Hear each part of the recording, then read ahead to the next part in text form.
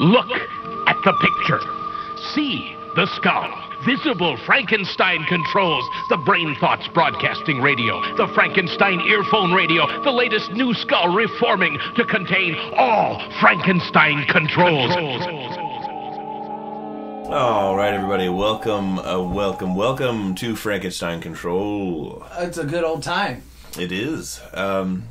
So with our, last episode and this one too, we're sort of reaching the end of summer.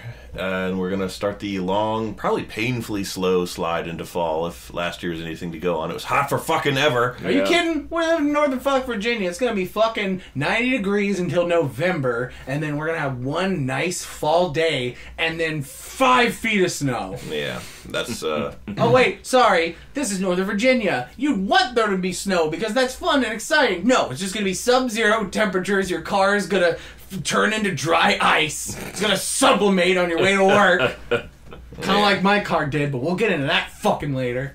Anyhow, to sort of cap the summer off nicely, I've... because I frequently like to use this podcast as a platform for talking about things I found out about and enjoy. Mm-hmm. Listen, I've pretty much exclusively been watching Summer Camp Island. Oh, okay. Which is a cute little cartoon show on Cartoon Network. And it's about a magical summer camp, and the camp counselors are witches, and it's just fun, cute time. And I think the two of you, especially you, Ada, would like it. And it's been helping me get through a lot of shit, just because it's a fun little show where nothing horrible happens, and it's just well-written and cute. And it helps me not think about all the horrible, horrible things that live in my brain most of the time. All the horrible things I know about that I wish I didn't. Makes me forget about the existence of a Serbian film. If you don't know what a Serbian film is, do not look that up. That is an order from B-Ride. Do not look that up. You are far wealthier than I am. Watch Summer Camp Island instead. Yay! With that in mind, I wanted to share a summer camp film. No, well, a little bit. I wanted to share an experience I had from an actual summer camp. You went to Oh, B-Right, you made me the happiest girl in the world. I know this story. Taylor knows this story. I've never heard this one. You will tonight. So this happened when I was a young lad of about 8 or 9 years old. And I never did the traditional, stay away in cabins, canoeing around a lake, Friday the 13th style summer camp. You were the one who would leap out of the water in the hockey mask and dragging people down. Well, yes. I mean, that was just good, clean fun. Yes. That's why you weren't allowed at those areas. Yeah. Anyhow, I did all these day camps that were just sort of in the area around my town. They'll go Savannah Park Day Camp. Yeah, my parents would find out about them. A lot of them were based through this one park that we like to go to. You'd drop the kids off in the morning. They would drive you somewhere for the day. We'd go to Ocean City, which is not far from where I'm from, or we go to trips within a few hours away. No more than 2 hours away. So we'd go to Busch Gardens or Hershey Park one day, or all kinds of fun shit like that. Dang. And then one of the places we often went was a state park on the Chesapeake Bay called Sandy Point State Park. It's about 20 minutes from my parents' house if you get good traffic. Mm-hmm. It's a nice little park. It's fun to go to. They have the standard fare, bathrooms and, pavilions where you can, have a picnic and just sort of hang out and play sport ball on the fields. I picnic in the bathrooms often. Yes. We'll get to that. And you can wade around in the Chesapeake Bay and get poisoned by chemicals and get the shit stung out of you by a jellyfish and things of that nature. Anyhow, this particular crop of kids, you'd meet a new different group of kids every year, and some of them would be your friends, and it would be kind of a cool experience. Yeah. This particular crop of kids for this particular summer camp this year included a rather large fellow named Paul. That's what we'll call him, Paul. Well, that was his name. I don't know or remember his last name, so we'll just call him Paul. That's good. It's a HIPAA violation. Paul Ball. Yes, that works. Paul Blart. Yes, it was him. That works better. Good old Mr. Blart. Paul was very, very slow. I don't know if he had anything wrong with him. If he did, I'm sincerely sorry for basically this. But I don't think he did. I think he was just very slow and not really prone to talk much. Mm-hmm. He didn't really get involved with a lot of activities, mostly kept to himself. He was, however, when I say he was slow, I don't mean mentally. I mean I have no proof of that. I mean, he was very physically slow. Like, he never displayed any inclination to, like, hustle. When it's time to go do some shit, he'd be, like, you know, walking as slow as possible, like, dragging his feet, not really into it. And we'd be like, come on, Paul, like, you're holding everybody up. Come on, man. Like, we want to get to the pool. We want to get to, you know, the beach. You know, let's go, man. He's like, moving as fast as I can. Maybe his parents packed him exclusively drank. About 10 years before it was invented. That wasn't sugary grape juice in those hugs. Yeah. That was really drank. Yep. Anyhow, we were at Sandy Point State Park one day, and Paul, I guess, informed one of the camp counselors that he had to go to the bathroom. The bathrooms were sort of those, you know, big squarish buildings of public bathrooms that they have at the beach, or like the KOA campgrounds we go to and stuff like that. KOA. Oh, KOA, okay. So, Cobra Campground. Yeah. Welcome to the campground! I'm your counselor! Counselor Cobra! Yes. I just picture him in the t-shirt with the metal face, and he's got the clipboard and everything. He's got the shorts and the tucked-in t-shirt. Yeah. Today we're all going to jump on the blob. We'll have the fat one launch the smaller ones into the lake. It'll be good fun. Little do they know, it's actually the catalytic converter to my weather dominator. Why would it have a catalytic converter? Because... Oh no, someone stole it. Someone stole the catalytic converter from my weather dominator right out of the Anne Arundel Community College parking lot. Like happened to Beer Eye's truck in 2009.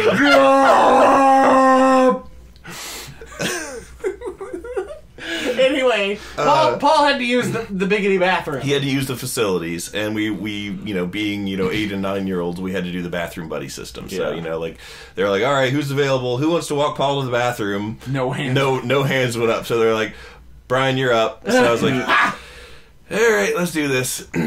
So I put down, you know, the notebook I was drawing pictures in, probably of Pokemans. And I began the not very long, but certainly very arduous walk to the bathroom building with Paul. And Paul, meanwhile, you know, just totally stoic face, totally stoic body language, normal Paul, not displaying anything at all, could possibly be amiss. Mm-hmm. So I'm like, all right, I'll be out here, man. So he just wordlessly goes into the bathroom. A minute or two passes. And I'm waiting for him, and then I hear, like, basically just earth-shattering vomiting. Just what can only be imagined as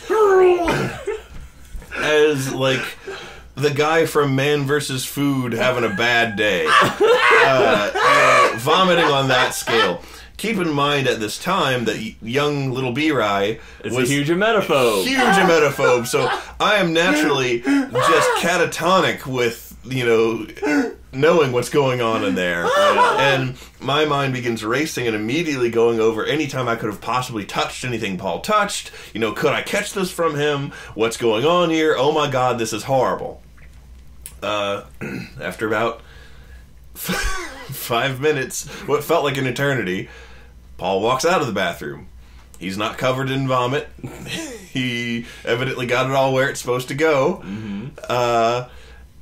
He looks normal, and he just sort of begins walking back to camp. No words, no sign of distress. So after a few minutes, I just sort of watch him recede into the distance, and I'm too horrified to care that I'm supposed to be going with him. Mm-hmm. When up comes this other kid, who I guess is, I don't think I knew him, so I think he was either there with another camper with his family, and he just like walks past me, hey, what's up, man? And he like goes into the bathroom, and I just hear, oh, hell no!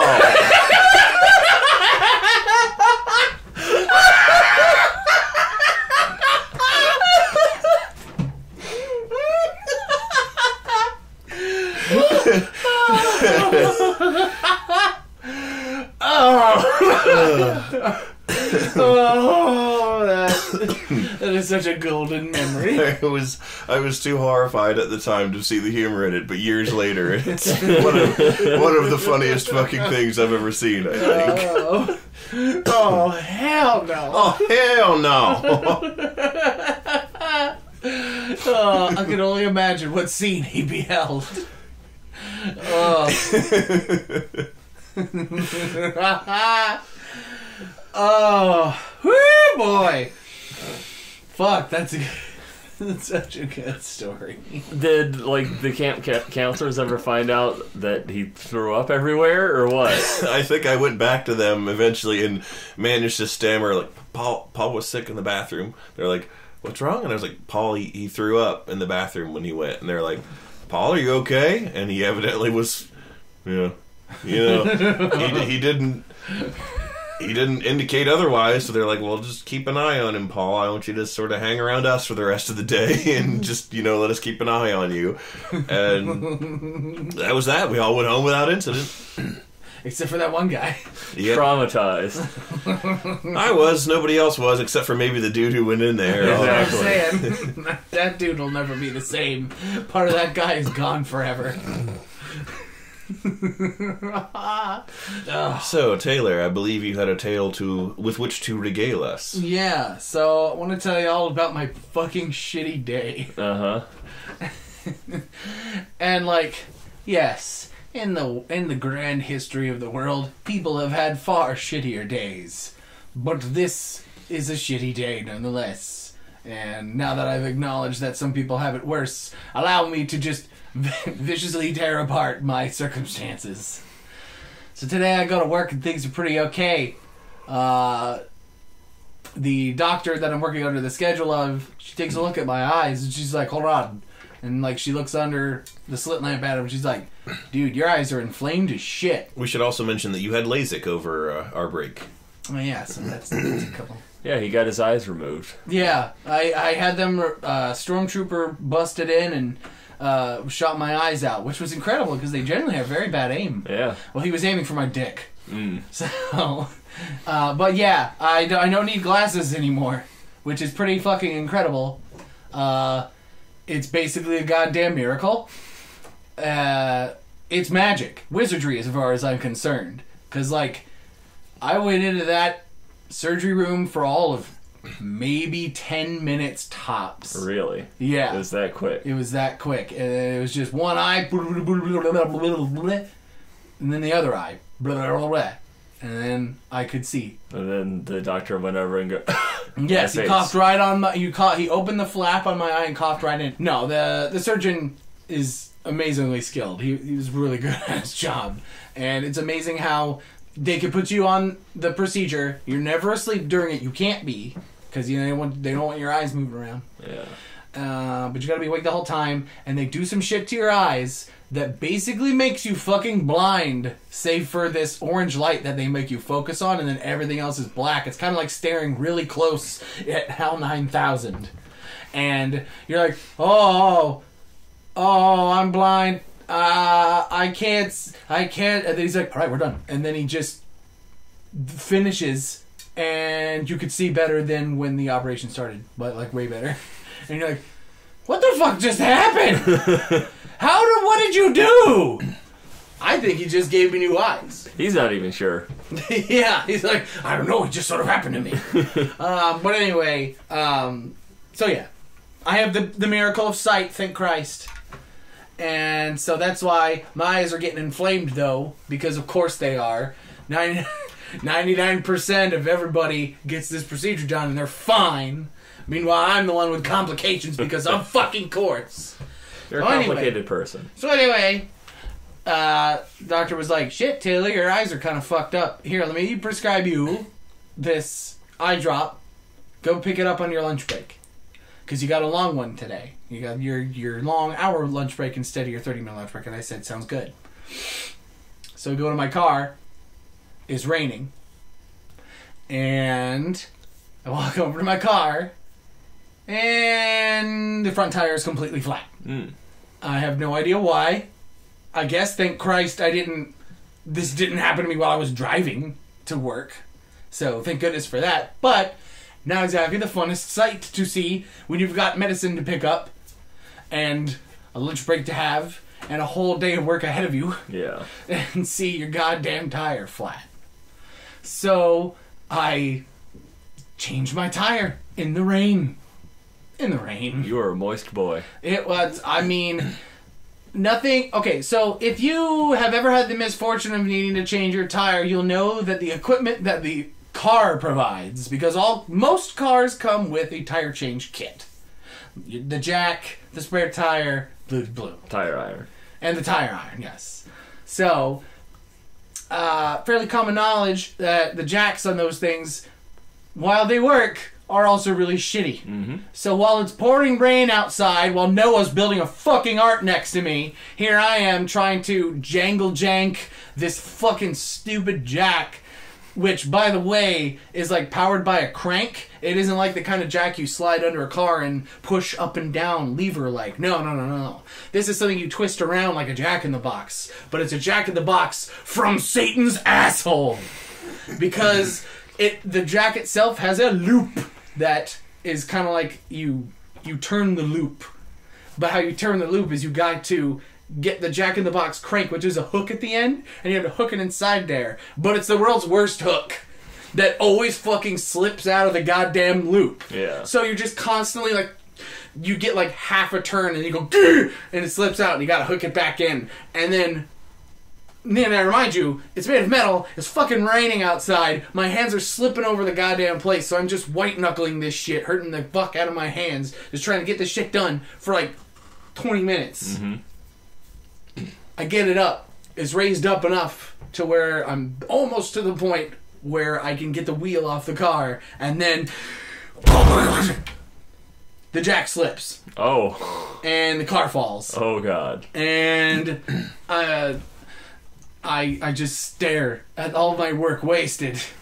And I'm like, fuck! And so I have no choice but to just do it again. I secured it better that time. I got the car up. I got the wheel off. Got the donut. The spare tire, but I'm calling it a donut because it's definitely not a spare goddamn tire. Mm-hmm. It's basically like screwing a Krispy Kreme on your fucking vehicle. It's so tiny. It's like a Razor scooter wheel coupled with monster truck tires. It's fucking ridiculous. So anyway, I get the stupid donut on. I'm like, fine! This is fine. I'll ask for some extra time so I can go get my medicine or my eyes are going to pop out. So anyway, I do, and they say, oh shit, dude, you look like hell. And I'm like, yeah, my tire went flat. I need to go get medicine. And they're like, shit, go get it. So I go to the Walmart at Dulles Crossing. And I go to the pharmacy. And they tell me, oh, the medicine got shipped to Dulles Landing Walmart. Not Dulles Crossing Walmart. And I was like, the fuck do they need to name everything Dulles in this area? We already got Dulles. Shit! So we had to reward the evil Dulles brothers by naming most of Northern Virginia after them. So I had to go back with my head hung in shame back to the office and ask the doctor to re-prescribe to the Walmart at Dulles Crossing. I get out of my car in the doctor's office parking lot, and I look down at the donut and realize that it's nearly also flat. And I'm like, you have got to be shitting me. And may I mention, it was raining the whole time I was changing the tire. I get into my car, go to the Walmart. I come out of the Walmart. Oh, it stopped raining. I drive to the doctor's office, see my flat tire. Oh, it's still not raining. I gotta go across the street to the 7-Eleven and fill my tire up. I go across the fucking street. What happens? It starts pouring goddamn rain. A deluge of ages is occurring. God is angry. Satan is jizzing all over. And I gotta fill my dumbass donut at the 7-Eleven, which you gotta fucking pay money for goddamn air. Yeah. Which I always thought was just a ridiculous thing all in and of itself. At Sheets you don't. I know, but it's always out of order. And also, Sheetz was miles away. And if I tried to go there on a flat donut, I think I would have been a flat donut. Well, Jesus, Taylor, you should have planned this calamity better. Yes, exactly. So anyway, You should have known this would happen. I film a damn fuck donut. I go back into the doctor's office, and everybody's eating pizza and ice cream and donuts. Yes, we had a massive delivery from a patient, no less. Unplanned, of delicious Costco pizza. Extra large, 2 pizzas, and like a bunch of like donuts. Cheese danishes and chocolate chip muffins. And I'm like, I need to go get medicine at a different Walmart because you said it at the wrong Walmart. And the doctor's like, ah, shit. Sorry. Here, I'll send it to the Walmart. The right one this time. Yeah. And I'm like, okay, cool. Hey, save some pizza for me. And I leave. And I go to the Walmart and I go to the guy. I'm like, they fixed the prescription. Can I have my eye drops? That's going to keep me from going blind. And they say, no! You got to wait 15 minutes for something. I'm not sure. Insurance, apparently. I don't know. So anyway, I'm like, all right, I'm in a Walmart. Let me fritter away 15 minutes. How to do so? Squelch, squelch, squelch. Oh! I look down at my feet. And I notice that my shoes are just completely goddamn soaked down to my socks. And I hadn't noticed it until that point. Mm-hmm. And they smelled like monkey dick. And I was like, this is embarrassing. I'm not going to spend the rest of my day this way. So I fritter away my 15 minutes by buying new shoes and socks at the Walmart. Because fuck it, I'm in a Walmart. And they are 100% dad shoes. They are bright white. They are like exclusively bright white. Like fat man tennis shoes. Mm-hmm. And with me and my dark black scrubs, I just look like a dad. So anyway, which naturally I mocked him for upon his return to the office. Of course. Where upon this entire time I had like 6 pieces of that pizza. So anyway, I get my medicine finally, apply it in my car. He had to apply it in his car with a sock! And so I did that, and I come back to the office, and everyone's like, did you get it? I'm like, yeah. And they're like, how's your car? Good. Okay, cool. And then I had to begin work immediately because I was already late. Like, the lunch break was over. I had to dive right into fucking work. And I did. And I did so for the rest of the day. And so when it's finally time to clock out, I'm like, you all saved some pizza for me, right? I walk into the break room. The pizza box is just crammed into the fucking garbage. And a fucking tombstone that says, here lies Taylor's hopes and dreams! A literal tombstone pizza. And I'm just like, good. Good day. It's a good day. And I took an entire cheese Danish and just crammed it into my fucking craw and said, we can't have pizza, just have a fucking Danish. A stale-ass Danish. I ate that! And so then I came home and started recording with you fuckers. Mm-hmm. And my eyes really hurt. Since we are already on a theme, if we have enough time, I can regale you very quickly with the tale of the worst day of my life. Uh-huh. Was it the day that you didn't eat all of Taylor's fucking pizza? You fucking gorg! You fucking leviathan of cheese and pepperoni! I can't believe you! You traitor! First off, there was still like at least 2/3 of that pizza left when I blame you! was finished with it.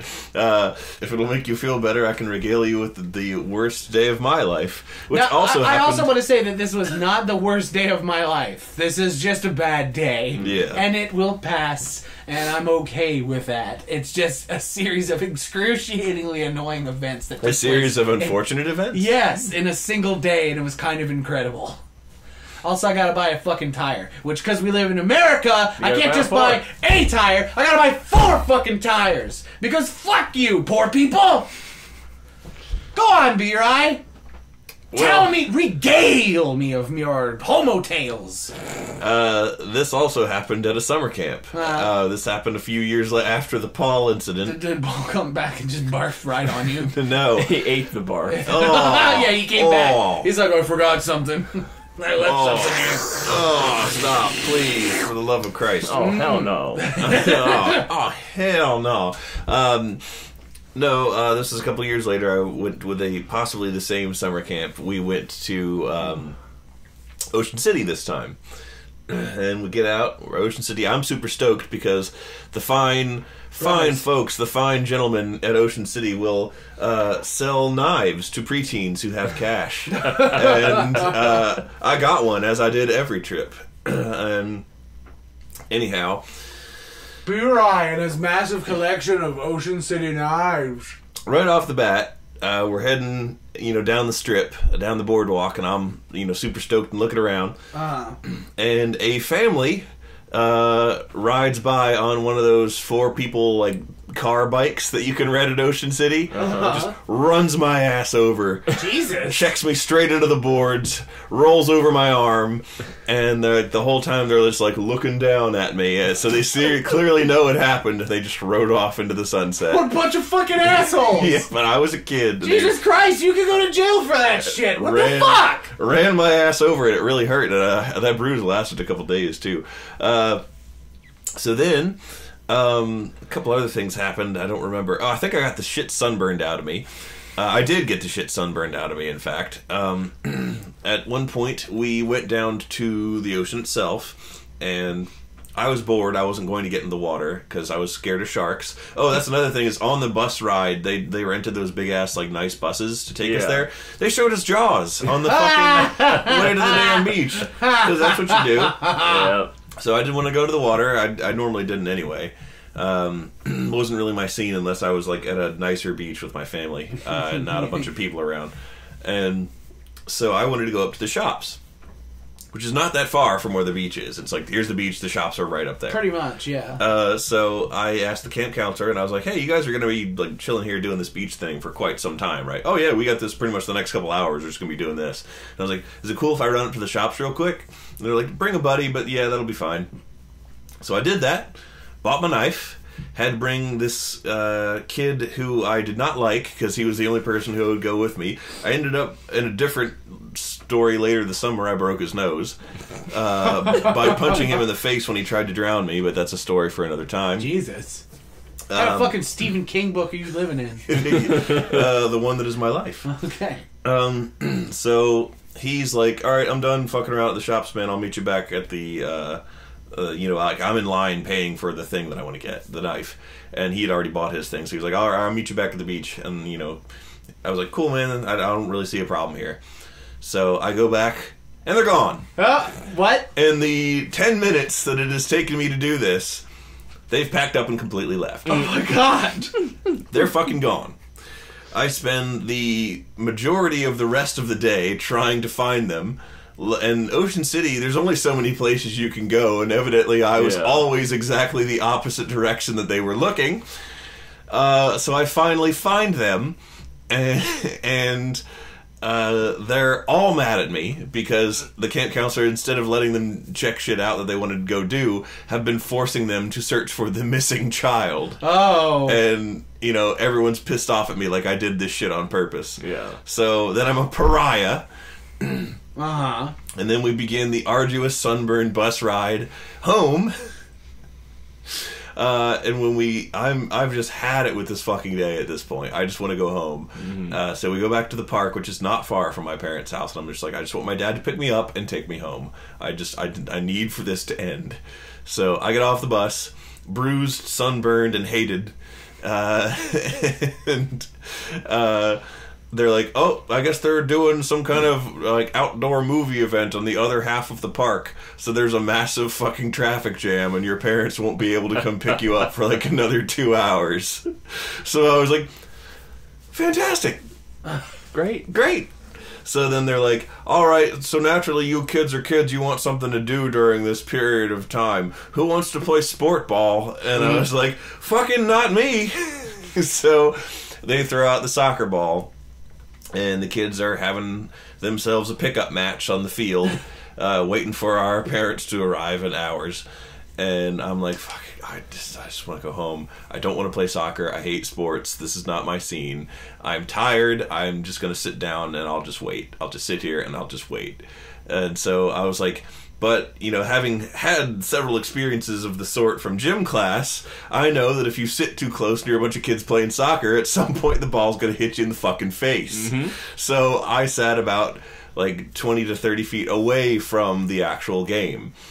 And the camp counselor was like, Brian, why are you sitting so far away? You already played, you played this game earlier today. You think you're slipping off again? Fuck no. You got to sit over here directly by us. And I was like, I'm not going any farther than this. I just want to sit here so I don't get hit by the ball. You're not going to get hit by the ball. You better get over here right now. So I was like, fuck, fine. And I went over and I sat on like the little wooden rail by the camp counselors. The soccer ball immediately hit me directly in the nose. Oh my god! I hope you bled all over that fucker. And looking back, I'm not unconvinced that they didn't do it on purpose because they were already mad at me. Yeah. I never Right. thought about the possibility of that. It seemed just like cruel fate. Woe is me. But yeah, then Dad took me home, and I was like, I don't want to fucking go back. I think he let me stay home the next day. But yeah, that's the worst day of my life. I've had like worse ones for real worse reasons, like someone dying. But Yeah, of course. Yeah. Yeah, that's why I was prefacing mine with like, Yeah. I've had people die in my life. This is not the worst day. yeah, it was not the worst, It's but just a shit day. it was up there. It is just a day of shit. A pretty bad day that I had that was relatively short, but it's funny because of Taylor's involvement in it. What? I You were home and then Taylor showed up. You got home. just Taylor shows up. Oh, this is the worst. Ah, shit. But I had gotten food poisoning I'm sorry. the night before from a rancid Wendy spicy chicken sandwich, and I like still had to go to class because like this is college, and if you like miss two classes or something, you like are already downgraded a letter grade. I remember So those. I wanted to limit that as much as possible. So I go to one class despite being sick, and I just have like a plastic bag in my lap the whole time. And I case you get need to through. barf. Yeah, exactly. And I get through the whole like hour and a half class with no incident. I'm fine. There's like no inclination of me having to barf until I get outside, and then it's just it's like all coming up. And it's like Taylor's walking behind me, and like I have to like run over and like throw up in some rose bushes, and then try to get inside as fast as I can, like barfing up little bits into my plastic bag as I like try to get to an actual toilet. And I didn't even realize this because I was so focused on not completely blowing chunks everywhere. But as soon as I started barfing up a little bit, Taylor ran. Like he just ditched me. Just abandoned your friend. Everything that happened today is punishment for my sins. She's barfing. Gotta bolt. I'm out. As I figured it. So Taylor said, "Oh hell no!" I did. Way to fucking bring it back. Look, man. My rationale was, if I was in that situation, this abjectly humiliating situation, I wouldn't want any of my friends to see me. I just, leave me alone, let me suffer, and I will get back to you. And I was like, Gah! I don't want to embarrass you, I'm out of here! Which is, like, great friend code. When unexplained. Or even when explained, really. Because you knew I had food poisoning. Yes. I had told you the whole story. I was like, shit! But the second worst day I've ever had was actually today when I sat down with you guys to record this episode. And then the whole time I was feeling really, really sick. Oh. And Taylor's gone. He's just out of here. I barfed him away. Good. Do it more often. Now even you know I am a menace. I hand you the secrets to save the entire human race and the entire universe.